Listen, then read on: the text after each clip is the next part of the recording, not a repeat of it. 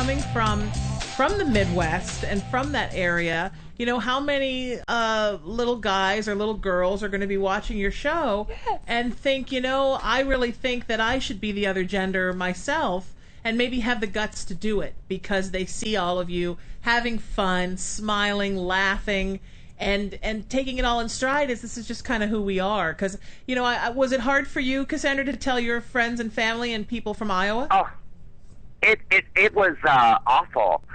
You know, the thing about the Midwest is it was very religious too. Right. So I mean, I can't. It was mind-numbingly painful. I mean, there were many suicide attempts in my teenage years. I mean, the amount of shame and you know, I can't speak for everybody in the Midwest, but I always felt like, you know, especially in the Midwest, there was still, you know, women were below a man. So the ideal that I would go to my father and I would say, hey, I want to be a woman, so kind of a slap in the face to his manhood. I mean, even today, my two older brothers don't talk to me, don't even communicate to my nieces and nephews that I even exist, all for the simple fact of making a choice to be me. So it's very difficult, and there are aspects of the Midwest that I miss, such as the work ethic. And I have friends and family still there, but I could not stay there. It destroyed me and made me hate myself. So I went to where people accepted me, good old San Francisco. You know, so yeah. She's always got open arms. You know, Yes. yeah. But, you know, isn't that sad that if you the people are so unaccepting and just don't understand it when Your own family, They don't to want have to. your own They family don't want reject to. you. yeah, I mean it's such a strange thing, because if anything else in the world were wrong with you, physically or emotionally, people would tell you to fix it. You know, fix it. Can I tell you something? And okay, this is personal. Like, I love my younger brother. God bless him. But he's been in and out of jail since he was 16 and committed, you know, unfortunately, numerous crimes. And he's still part of the family. I tell my dad all the time, I'm like, he's robbed people, he's beaten people, and all I've done is be true to myself, and I've been excommunicated. I mean, I'm still, you can tell it's a touchy subject.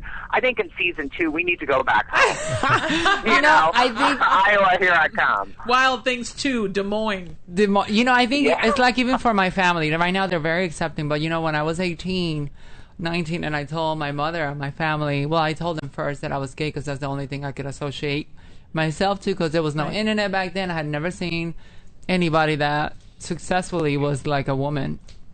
And, you know, after that, my mom, you know, just couldn't deal with it.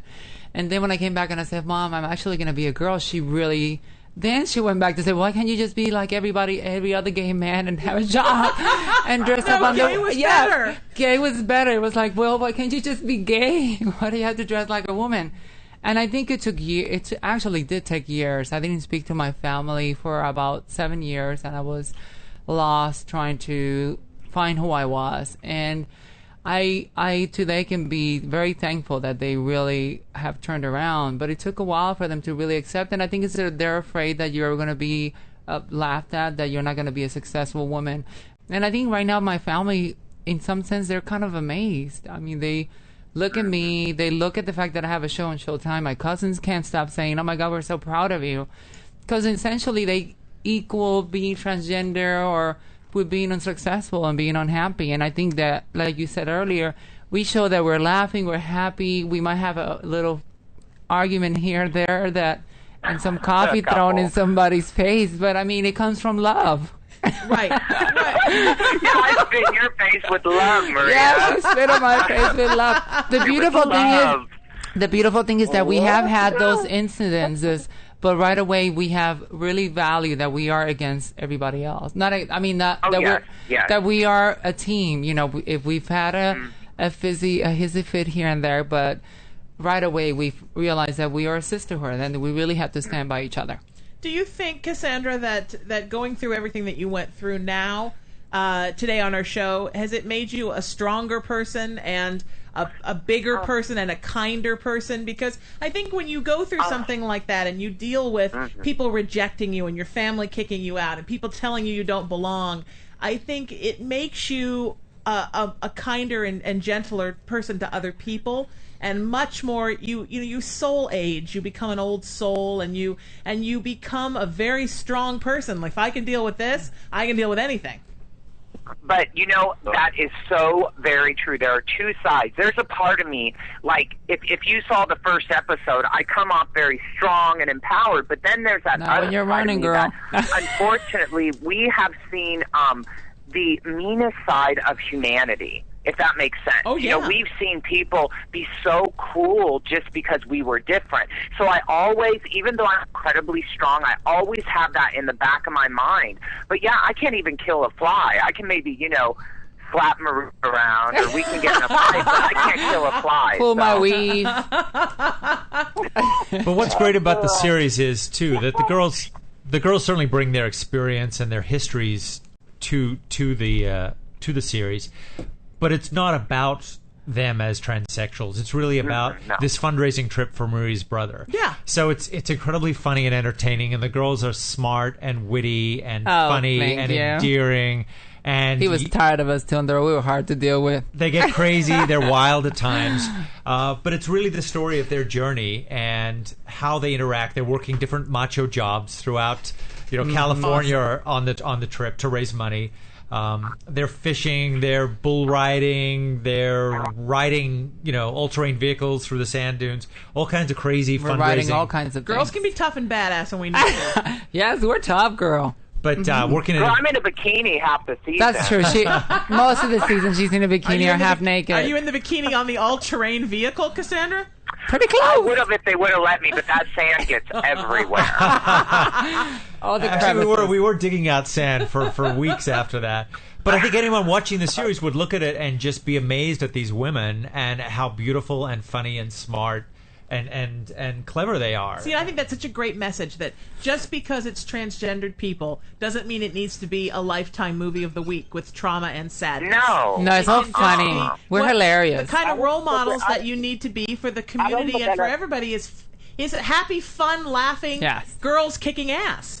We're funny. I mean, there's some liners there. It's a lot of fun, but it's also some tear sharing, and just it lets you know that we all are human. We're people too. We get up in the morning, we put our makeup on or whatever, and we pay our bills just like anybody else. We're normal. To me, I look at it because we all have to go through this every day of our lives. We have to go and argue with the cable guy. We got to argue with the gas bill. Yeah. This is the same thing that anybody else does. So, but our show is not a gay, straight, lesbian show. It's a human show. Sure. Anybody can enjoy it and have fun with it. And that's the point when we went into it, and I knew Jeremy was, producing it. I want to just do, like you said, a Lifetime, I'm a transgender. Yes. I wanted to do beyond that where, I've seen people on Facebook who've communicated, and there's like football players who are like, I love your show. Yeah. Just guys that can be, and that's what it's about. Groundbreaking. Yes, I think so. And the beautiful thing about the whole experience of this is that we knew Jeremy from Temptation, and we knew that even though we make ass of ourselves in some of the episodes, that he would show that in the best light possible. Because, we are fools. In some of the episodes, we say the darnest things. I don't know where the stuff... Oh, my God. We act a fool sometimes. But like I was saying earlier, isn't that fun? Because here's three gorgeous women kind of showing not such the pretty side of being women sometimes, with being in the mud and the sand. And laugh at each other. And we can laugh at each other. Yeah, we laugh at each other. I mean, there are some women that you put them in a pile of mud and they would cry for 6 weeks and not think it was funny at all. It was hilarious. It shows that They're women boring. can have fun. Those women are boring. I have to say, I am, as Cassandra is in the swimsuit most of the season, I'm on the floor because I fall on my ass over and over and over in every episode. But it's funny. It's fun. That's what I am. I'm clumsy, If I'm washing a boat, I fall like 4 times. Well, also you're in melted shoes. She says Maria. I got big feet. That's Girl, I'll cut you.